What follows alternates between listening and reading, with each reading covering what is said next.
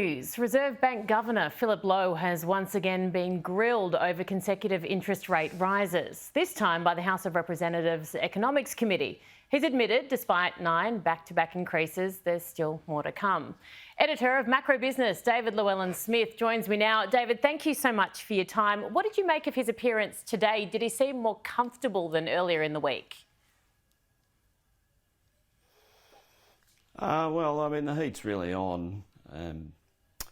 I think, there's a very broad panic around the rate rises, and so no matter where he goes right now, he's pretty uncomfortable. Whether he should be is another question. Oh, actually, I'll just ask that then. Should he be uncomfortable at the moment in his position? Partly, yes. I mean, the RBA's had a very dodgy recent record in its forecasting, and so it's made some statements and given public undertakings about keeping rates low and what have you, and there's some blowback around that. But at the same time, I mean, there are a lot of factors going into the rate rises at the moment, most of which are beyond the RBA's control, and so I think a little bit of it is over the top for him. Earlier this week, he was grilled at the Senate estimates. As I said, he was quite blunt in why the RBA needed to raise interest rates. He kept mentioning the evil nature of inflation and how it would destroy the economy. He mentioned that again today. Here's some of what he said. So we need to get inflation down, and if we don't, then life is going to be much more difficult for everybody. It's a difficult message, and which I think we can keep on that narrow path, though. It's possible if these supply-side problems continue to be resolved and the lower pricing global markets flow through into Australia, as we were discussing previously. If that happens and wage and price expectations remain reasonable, we can travel that narrow path. So we cannot allow inflation to stay high. We'll all pay a serious long-term cost.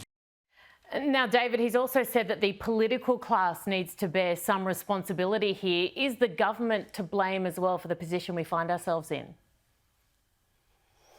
Yes. I mean, both the Morrison government and the Albanese governments are responsible in large measure. I mean, the Morrison government's stimulus through COVID turned out to be excessive, and a lot of the inflation we're seeing is in the specific areas that they stimulated, such as housing construction.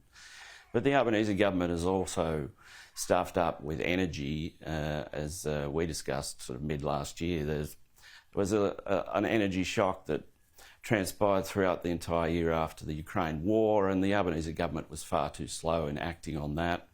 And so they've added a couple of percentage points to the CPI as well.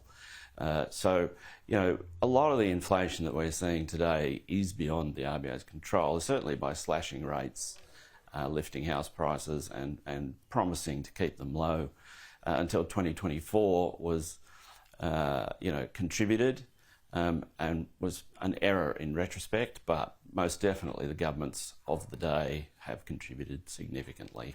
OK, David, before I let you go, one word answer, yes or no, should Lowe go?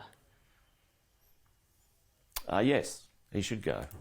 The record of the RBA's forecasting under him is not good enough.